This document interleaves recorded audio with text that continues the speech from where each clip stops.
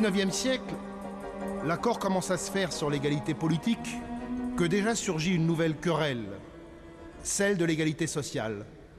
Nous sommes ici à la Bourse du Travail, créée en 1899, haut lieu de lutte syndicale, haut lieu aussi de formation des ouvriers, des travailleurs. Bourse du Travail inventée à l'origine, tout simplement pour donner un toit aux ouvriers qui cherchaient du travail et qui, disait-on, méritaient d'être traités peut-être au moins aussi bien que le bétail, donc protégés de la pluie. C'est dire que la question sociale va, dès l'origine, tarauder la démocratie.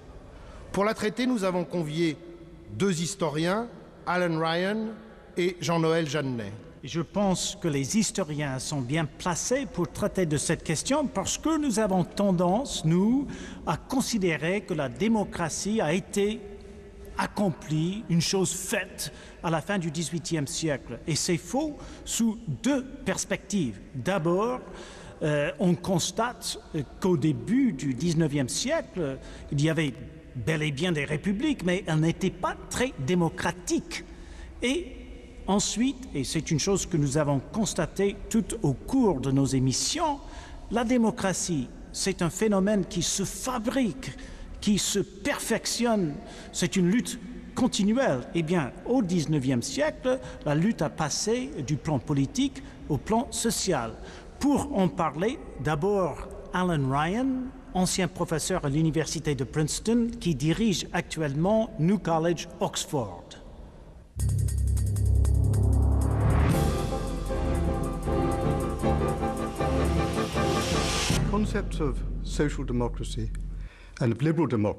Les concepts de démocratie sociale et de démocratie libérale correspondent à deux interprétations de l'idée d'égalité.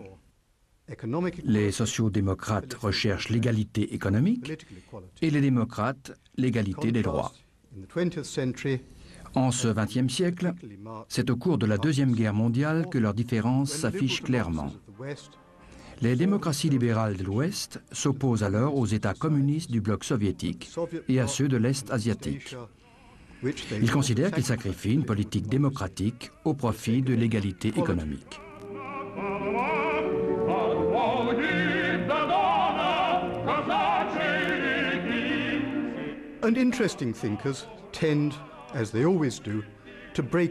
Certains idéologues ont tendance à faire abstraction de ce genre de nuances. Ainsi, le socialiste libéral John Stuart Mill voudrait voir les travailleurs gérer leurs propres industries. Il attend le jour où disparaîtront les distinctions entre patrons et ouvriers.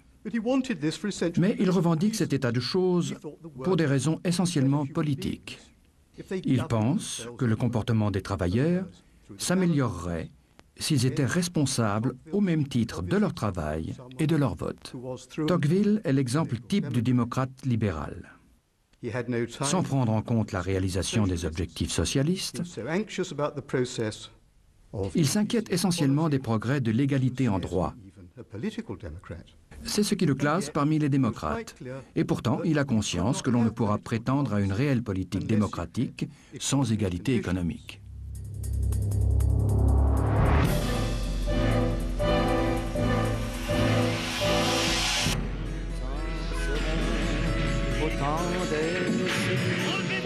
Des guerres rossignol, des merles moqueurs seront tous en fête. La différence entre les processus de démocratisation des différents pays, la France fait l'expérience de la Révolution en 1830, 1848 et 1871. Cela n'occasionne pas seulement de violentes insurrections. Elle fait également le constat, avec Louis-Napoléon Bonaparte, de la facilité avec laquelle un démagogue peut utiliser le suffrage universel pour renverser une démocratie. Les États-Unis connaissent une guerre civile. L'enjeu du conflit n'est pas la démocratie, mais l'esclavage.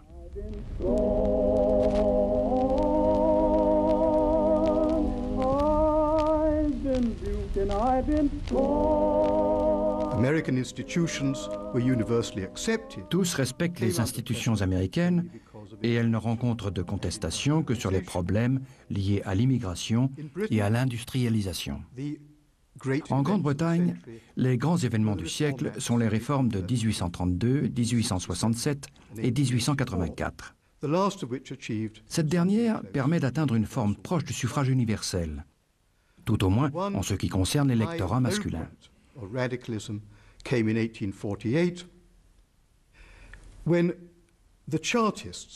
Le radicalisme conjugue son apogée à sa défaite lorsque les chartistes, qui réclament le suffrage universel, des élections parlementaires annuelles et le vote à bulletin secret, présentent au Parlement une pétition de plus d'1 million de signatures et appuient leur requête par une gigantesque manifestation. Sa défaite tient à ce que la pétition contient en réalité de fausses signatures et au simple fait qu'un terrible orage suffit à disperser la manifestation.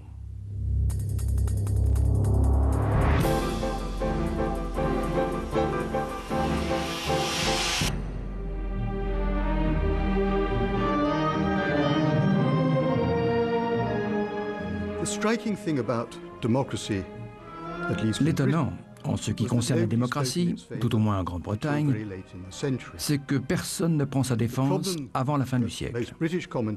La plupart des Britanniques qui en débattent s'accordent à dire que le problème à résoudre est celui de l'accès au Parlement et à la vie politique des classes sociales qui n'y avaient jamais participé auparavant. Jusqu'en 1860, la Chambre des communes est presque entièrement constituée par la parentèle des membres de la Chambre des Lords. La Grande-Bretagne n'est pas engagée dans la quête d'un idéal démocratique abstrait.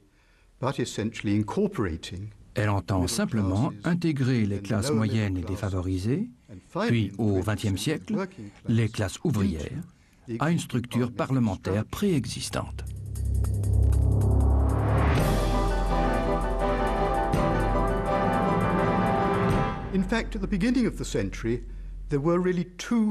Au début du siècle en Angleterre, deux groupes réclament un régime démocratique. Leur différence leur interdit toute coopération.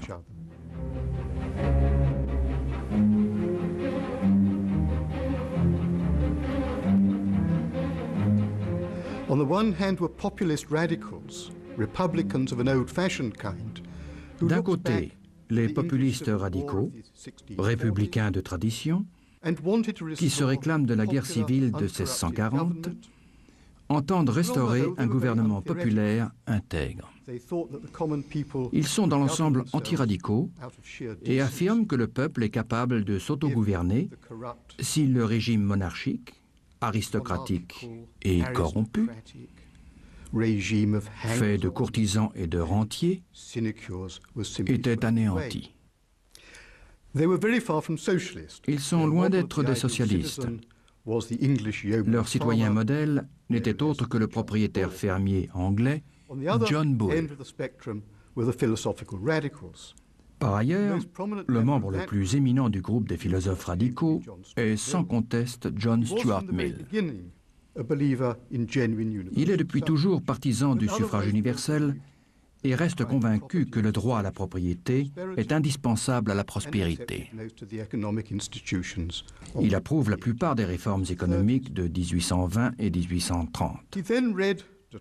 Marqué par la visite des missionnaires saint-simoniens à Londres, il lit Tocqueville, puis Fourier, et devient l'ami de Louis Blanc. Il relate les conséquences de ses expériences dans son autobiographie de 1860. Et de fait, il se révèle un démocrate moins fervent qu'il ne l'a été dans sa jeunesse, et il adhère de plus en plus au socialisme.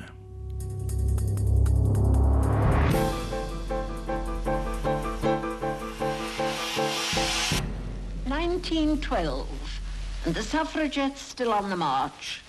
But by now the ranks have indeed swelled, and thousands of Aunt Agathas go forward together to battle for female emancipation. By now they have the support of the universities and intellectuals. Le suffrage universel se répand. Les femmes accèdent au vote en 1918, puis en 1928, avec des droits égaux à ceux des hommes. La question de la bonne marche d'une démocratie libérale repose sur le fait qu'un pays moderne doit intégrer tous les membres d'une société, ceux de la classe ouvrière, tout autant que ceux des classes moyennes. Mais contester le droit à la propriété dans un pays tel que la Grande-Bretagne apparaît comme inacceptable. Ainsi, les ambitions du XIXe siècle se modèrent et s'accommodent des compromis du XXe siècle. Il est donc évident que, contrairement à ce que pensent plusieurs, les luttes de classe, les conflits sociaux ont été très importants en Angleterre au XIXe siècle, mais l'Angleterre, c'est quand même un cas particulier. Disons qu'en France aussi, la question de l'égalité sociale a surgi au XIXe, et qu'elle continue, et qu'elle traverse le XXe, et qu'elle anime encore les débats d'aujourd'hui. Finalement, dans le grand camp des démocrates, il y a vraiment des conceptions très différentes entre ceux qui veulent cantonner la démocratie à l'espace politique et ceux qui veulent, par une conception plus exigeante de l'État, passer de la démocratie politique à la démocratie sociale. Pour évoquer la permanence, l'évolution, la transformation de cette controverse entre démocratie libérale et démocratie sociale, nous avons fait appel à l'historien Jean-Noël Jeannet, professeur à l'Institut d'études politiques de Paris et éminent spécialiste de la permanence entre les débats d'hier et d'aujourd'hui.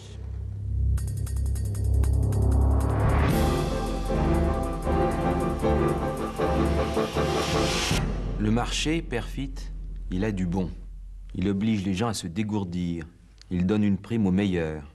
Il encourage à dépasser les autres et à se dépasser soi-même. Mais en même temps, il fabrique des injustices. Il installe des monopoles. Il favorise les tricheurs. Alors ne soyez pas aveugles en face du marché. Il ne faut pas s'imaginer qu'il réglera tout seul tous les problèmes. Le marché n'est pas au-dessus de la nation et de l'État. C'est l'État, c'est la nation qui doivent surplomber le marché. Il me semble que ces propos que Charles de Gaulle tenait à son ministre de l'Information le 12 décembre 1962 résument de façon efficace les deux doctrines dont le choc a contribué à dessiner l'histoire intellectuelle, l'histoire politique, l'histoire sociale de l'Europe. Et d'une certaine façon aussi à affirmer un contraste avec les États-Unis d'Amérique.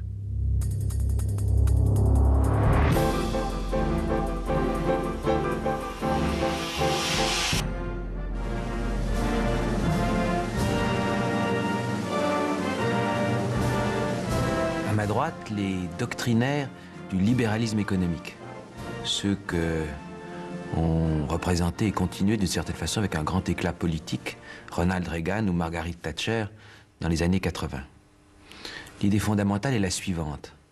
La somme des intérêts individuels, l'ensemble des recherches égoïstes du profit par les individus et par les firmes, finit par constituer le meilleur des mondes possibles, par une sorte de cybernétique sociale très particulière. C'est l'idée qu'ont défendue en Grande-Bretagne, par exemple, un homme comme Mandeville, disant qu'en somme, l'ensemble des vices privés constituait les vertus publiques. Ou Adam Smith, le célèbre économiste, qui avait défini la notion de main invisible. Une main invisible qui organiserait, sans que les acteurs individuels en aient vraiment conscience, la meilleure des sociétés imaginables. À ma gauche, en contraste, en opposition aux libéraux, la famille de ceux qui, dans la grande devise de la Révolution française, liberté, égalité, fraternité, se refusent à surévaluer la notion de liberté par rapport à celle de solidarité. Pour eux, aucun doute, il faut que l'État joue son rôle en surplomb par rapport à la société, par rapport aux acteurs. Monsieur Léon Blum, président du Conseil, prend la parole. Vouloir la paix, ce n'est pas seulement, au bord d'une grande crise internationale, se raidir et se cramponner désespérément pour empêcher l'humanité de rouler vers le gouffre.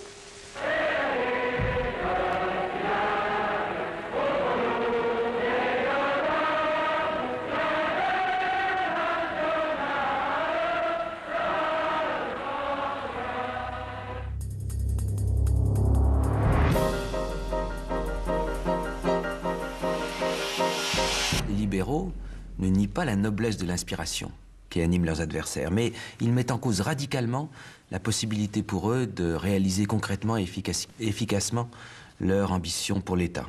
Car les dirigeants politiques, à leurs yeux, n'auront jamais la constance nécessaire, la lucidité, l'efficacité qui leur permettent d'incarner ce grand dessein-là. Les pattes de l'État sont trop grosses, malhabiles. Il y aura toujours des détournements au profit des égoïsmes individuels, des maladresses, des léthargies. Bref, il vaut beaucoup mieux à leurs yeux que l'État se rabatte sur ses missions traditionnelles, la sécurité, la diplomatie, la police et la justice. Albert Hirschman, qui est un auteur américain considérable, a résumé avec efficacité l'ensemble de ces arguments traditionnels de l'école libérale contre les partisans d'un rôle de l'État. Il cite en particulier Goethe dans son Faust, qui fait de Méphistophélès, je le cite, « une part de cette force qui veut toujours le mal et fait toujours le bien ». Et Hirschman montre aussi fort bien comment Burke, dans ses célèbres réflexions sur la Révolution française, a retourné cette proposition en disant que les acteurs de la Révolution, qui voulaient faire le bien, ont été conduits à faire le mal.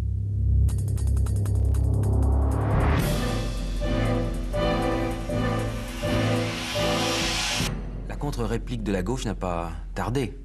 Aux yeux des démocrates de progrès, les défaillances individuelles, les insuffisances dans l'efficacité de l'État n'empêchent pas qu'il faut exiger de lui un effort tendanciel pour compenser les inégalités naturelles que le mouvement du marché laissé à lui-même constitue forcément. En termes temporels, cela veut dire que l'État est garant du long terme, préoccupé d'autres rythmes que ceux qu'impose la myopie du marché et le souhait de faire son bon profit à court terme. En termes géographiques, il faut que l'État veille à ce que le mouvement spontané des richesses et des hommes n'aboutisse pas à constamment améliorer la situation des régions les plus favorisées et à laisser celles qui ne le sont pas s'appauvrir de plus en plus. Parce que si on ne s'en mêle pas, par une cybernétique naturelle, la prospérité va à la prospérité, comme la limaille de fer à l'aimant.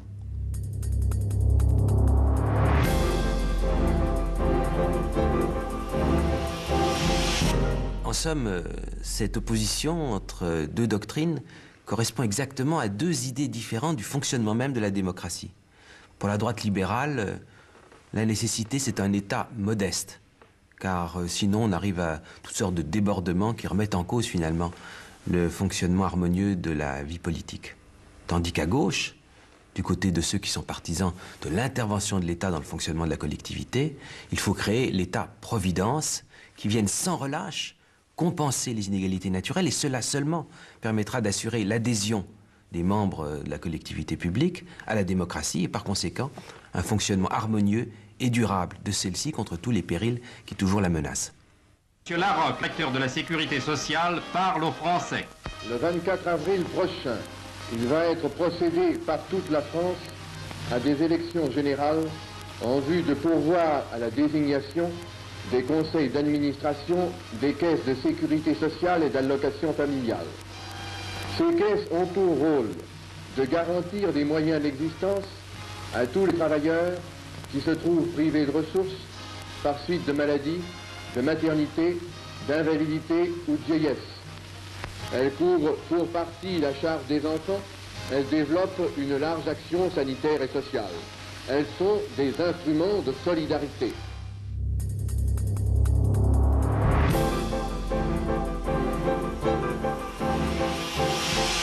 Lorsqu'en 1906, en France, le ministre des Finances, Joseph Caillaux, s'efforce de faire adopter par le Parlement le principe de l'impôt progressif sur le revenu, qui fonctionne d'ailleurs déjà à l'époque chez tous les pays voisins, il se heurte à une opposition de droite, conservatrice, libérale, avec ce mot d'un de ses adversaires tout à fait représentatif: vous voulez faire un instrument politique de ce qui doit être exclusivement un instrument financier. Et en effet, pour le parti du mouvement, pour la gauche, l'impôt est un outil parmi d'autres essentiel pour organiser une société sur une base plus égale, plus solidaire. Alors que pour la droite libérale, l'impôt doit être exclusivement neutre et servir uniquement à fournir de l'argent à l'État pour ses fonctions traditionnelles. C'est une bonne occasion de vérifier le mot d'Albert Thibaudet, qui est un des plus remarquables analystes politiques en France dans l'entre-deux-guerres. Un économiste politique de droite est un économiste politique de gauche est un politique.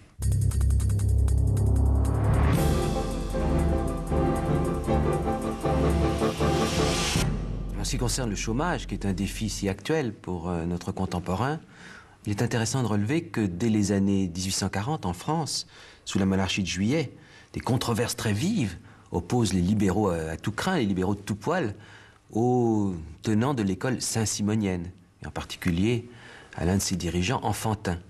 Enfantin explique bien que, en soi, la concurrence absolue ne donne pas forcément pour les citoyens la meilleure situation possible. De deux choses l'une, explique-t-il. Ou bien les progrès techniques, la concurrence entre les firmes aboutissent à diminuer le coût des produits et par conséquent à enrichir les consommateurs. Alors très bien. Mais si sous le fouet de cette concurrence, les patrons choisissent au contraire de payer moins leurs ouvriers et éventuellement de les licencier pour travailler avec moins de gens, alors l'effet social sera désastreux. Il est indispensable que l'État intervienne pour compenser une fois de plus ce que cette machine libérale folle laissée à elle-même donnerait forcément de drames individuels et d'injustices intolérables.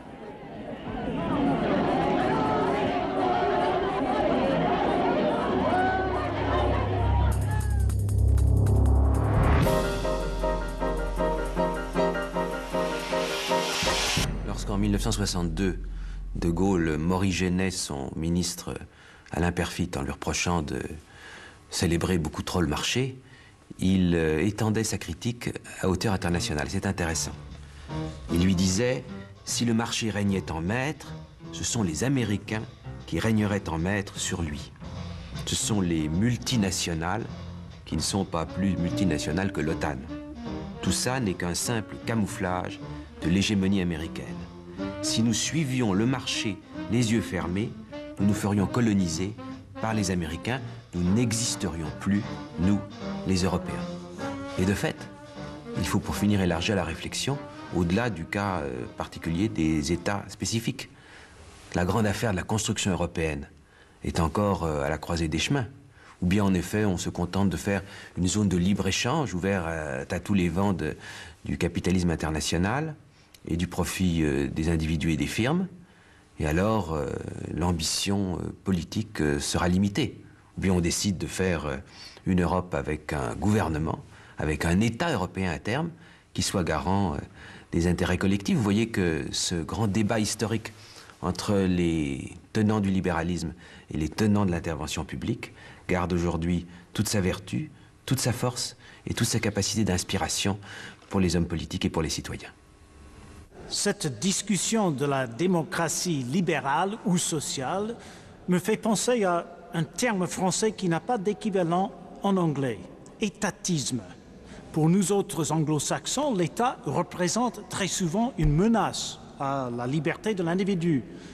En France, pourtant, l'État promet d'intervenir pour corriger des abus. Finalement, qui regarde l'actualité avec un tout petit peu de distance, un tout petit peu de réflexion intellectuelle, s'aperçoit que ces débats historiques que nous venons d'évoquer, ils sont constamment dans notre vie politique, aussi bien au plan national qu'au plan européen. Mais la démocratie est aussi l'objet de débats philosophiques. Notre prochaine émission sera consacrée au thème « Repenser la démocratie ».